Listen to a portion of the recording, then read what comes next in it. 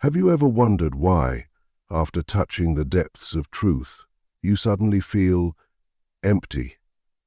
Not lost, but strangely motionless, like a ship that has dropped anchor in silent waters. What once thrilled you now feels trivial. The goals, the ambition, the chase, they seem to dissolve in the wake of awakening. This is not failure. This is transformation. Today, we confront the eerie stillness that follows spiritual revelation and what it truly means. Why do so many feel an overwhelming lack of motivation after a spiritual awakening? Because what dies first is the ego. Before awakening, your actions are driven by identity, by the persona you've carefully built, the achiever, the dreamer, the one chasing success, love, recognition. But once the veil is pulled back, and you see that this identity was never truly you, the structure collapses, and with it, your old reasons to act. What was once a burning ambition now feels artificial. The hunger to win, to prove, to rise, gone. You start asking, why should I even try anymore? This is not laziness. This is not depression.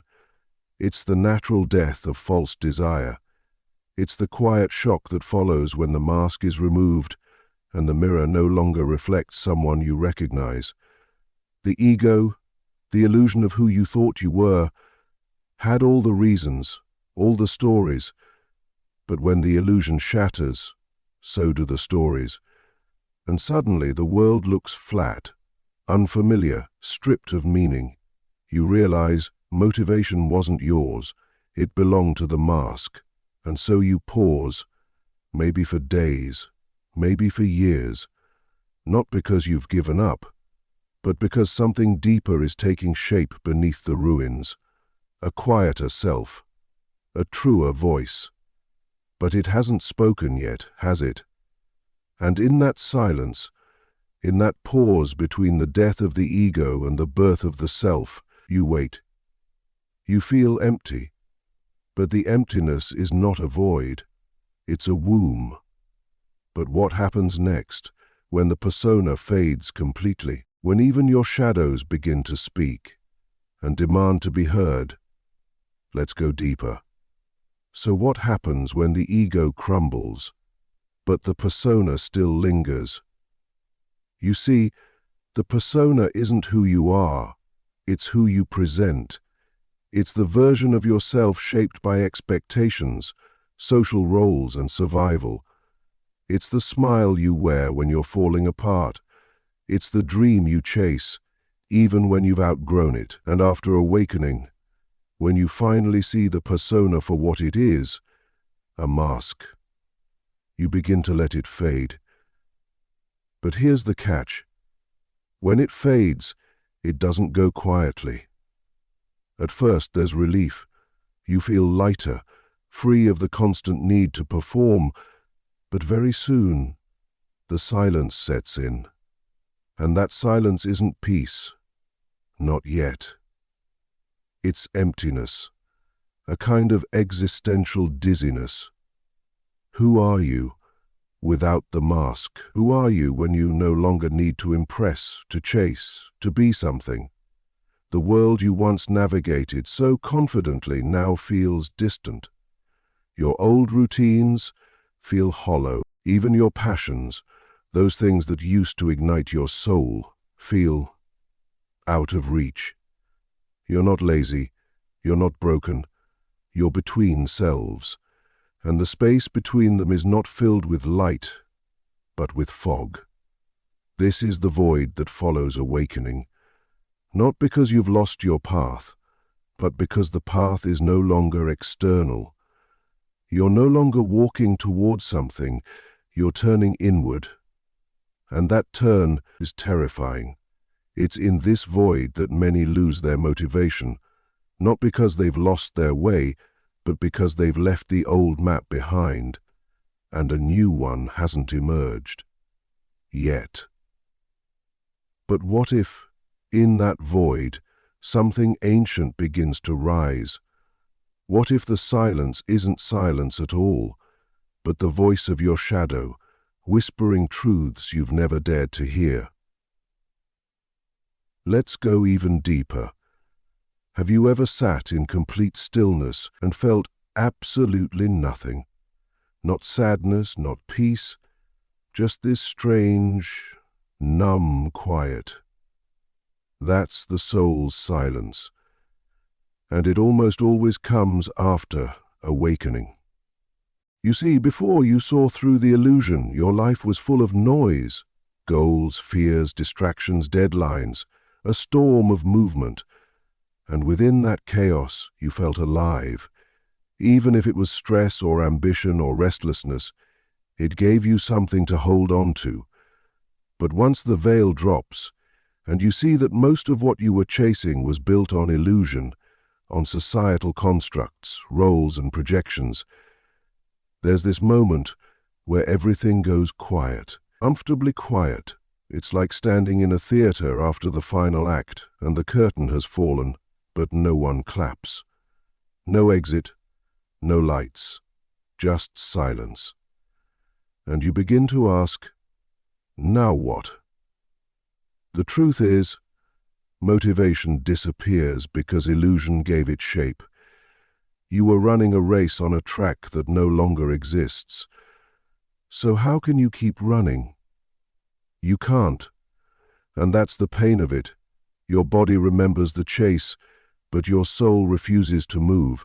It no longer buys the old lies. It craves truth, but truth doesn't scream. It whispers, and when it whispers, it doesn't give you instructions. It doesn't offer a step-by-step plan. It simply waits for you to listen. This is where many turn back. They panic. They try to reattach to old identities, restart the chase, fill the silence with noise. But those things don't work anymore, do they? Because once you've tasted the real, you can't go back to the artificial. But then, what's left in that silence? What emerges when your shadow starts to rise from beneath that stillness and asks to be seen? Now the real work begins. There comes a moment, after the ego falls and the noise fades, when something darker begins to move. It's subtle at first, a discomfort, a tightness in the chest, a strange sadness that has no name. You're not doing anything wrong, and yet you feel as if something is watching you from the inside. That's not apathy. That's not depression. That is the shadow awakening. See, when you strip away the persona, the ego and the illusions, you don't just uncover light. You also uncover everything you've pushed down, avoided, denied. The anger you weren't allowed to feel, the fear you buried beneath control, the parts of yourself you disowned to fit in, to be loved, to survive.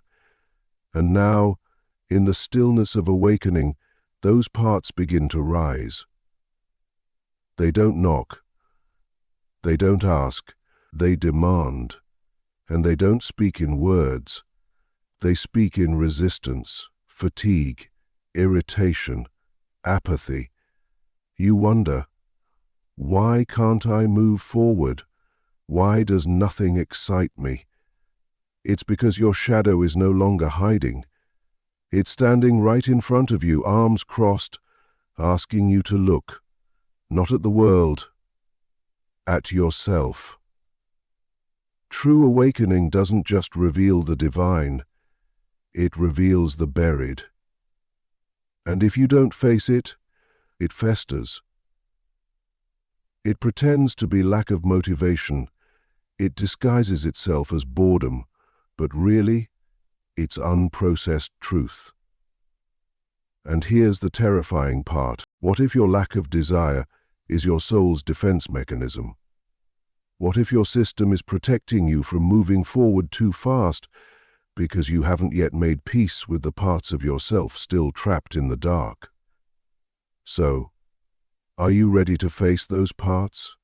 Because once you do, once you step into that inner confrontation, something else awakens, something that goes beyond silence and beyond the shadow. And what is that? Let's keep going. Have you ever looked in the mirror and not recognized the person staring back?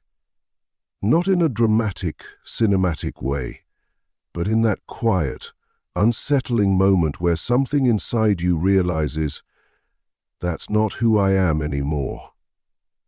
After awakening, this happens more than we expect, not because you've changed, but because the reflection no longer holds the same meaning.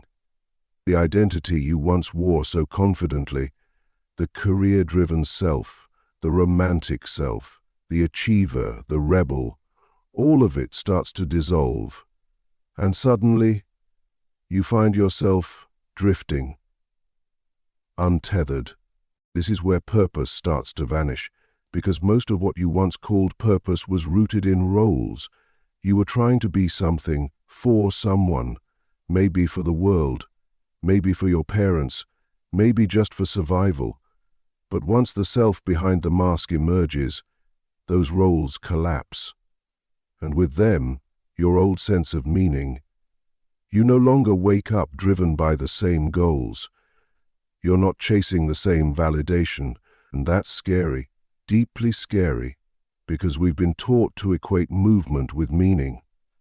So when we stop moving, when we no longer know what to reach for, it can feel like life has lost its color.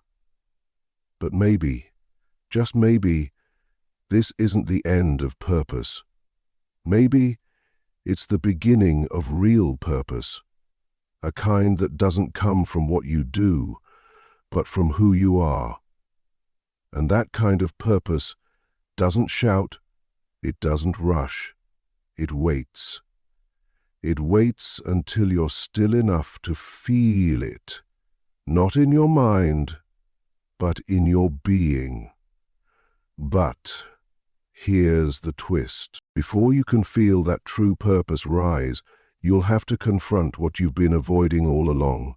What if the thing blocking your purpose is the thing buried deepest inside you? Let's step into it. Before awakening, striving felt natural, didn't it? You set goals, you chased dreams, you pushed, climbed, stretched, and fought, believing that if you just did more, you'd become more. And maybe you did, for a while, but then something shifted, and you couldn't force yourself to keep climbing. The ambition just vanished. The hunger, gone. And that terrified you. Because for so long, striving was your compass. It gave you direction, identity, a sense of movement. And now, you feel as if you're floating in open water, no wind, no map, no need to swim. You tell yourself, I should be doing something, but there's no should left. No pressure, just stillness. This is the quiet death of striving. Not because you failed, but because you saw through it. You realized that striving wasn't always about growth.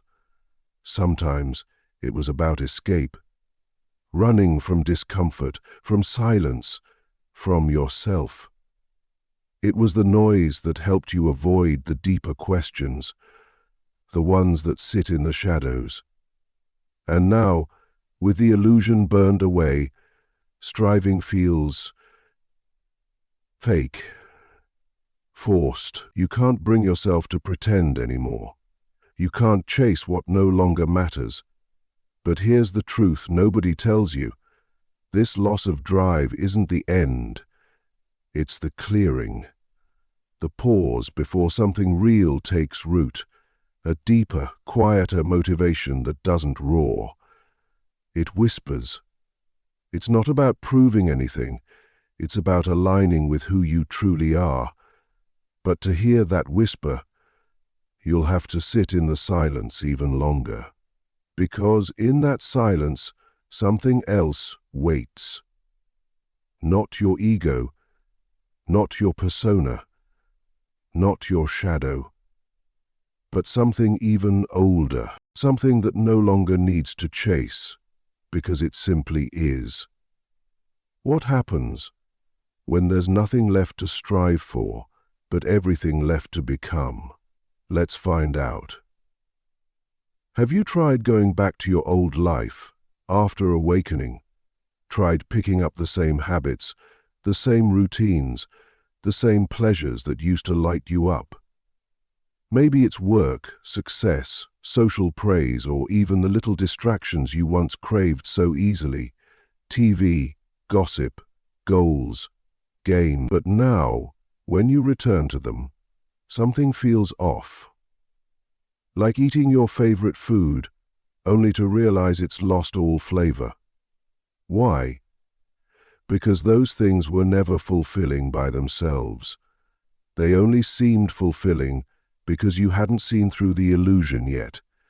You hadn't awakened to the truth behind your actions. The truth that most of what you did was to survive a world built on validation and performance. And now, even when you try to go back, it doesn't work. The rewards don't hit the same. The highs are muted. The applause feels hollow. The finish lines you used to run toward now look like cardboard props on an empty stage. You wonder, what's wrong with me? Why can't I just enjoy life like before? But nothing's wrong. In fact, this is the sign you're not asleep anymore. The collapse of old rewards isn't punishment, it's liberation. You've outgrown the game. The dopamine hits, the social ladders, the borrowed dreams. They don't hold you like they used to, and no matter how much you try to squeeze back into your old self, it won't fit. The door is locked behind you.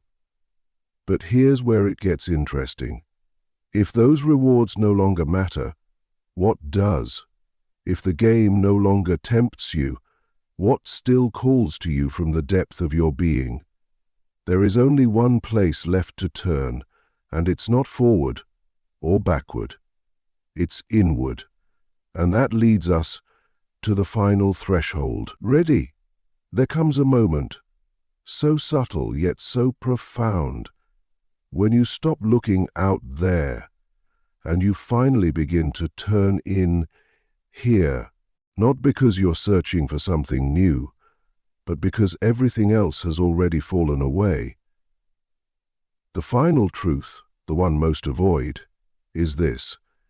Your lack of motivation after awakening isn't a failure, it's an invitation into a deeper alignment with your inner nature, one that doesn't rely on external fuel, recognition, or performance. Because the kind of energy you need now doesn't come from pressure, deadlines, or hustle. It comes from truth. And truth doesn't scream, it resonates. After awakening, you no longer have the luxury of fake goals. You can't lie to yourself just to keep moving. You've burned too many illusions to pretend again, so now, the only thing that can move you is what's real. And real things grow slowly. They don't demand, they emerge from within. That's why your motivation disappeared. It had to, because your old motivations were never truly yours. They were shaped by survival, by conditioning, by fear.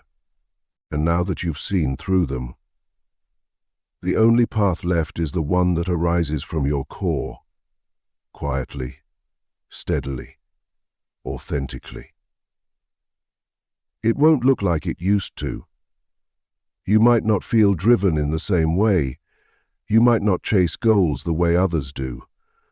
But what you will feel is something deeper, a steady pull toward something honest, something you don't have to force, something that feels like home.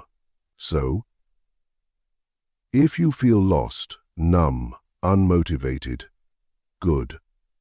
You've reached the end of pretending. Now you get to rebuild.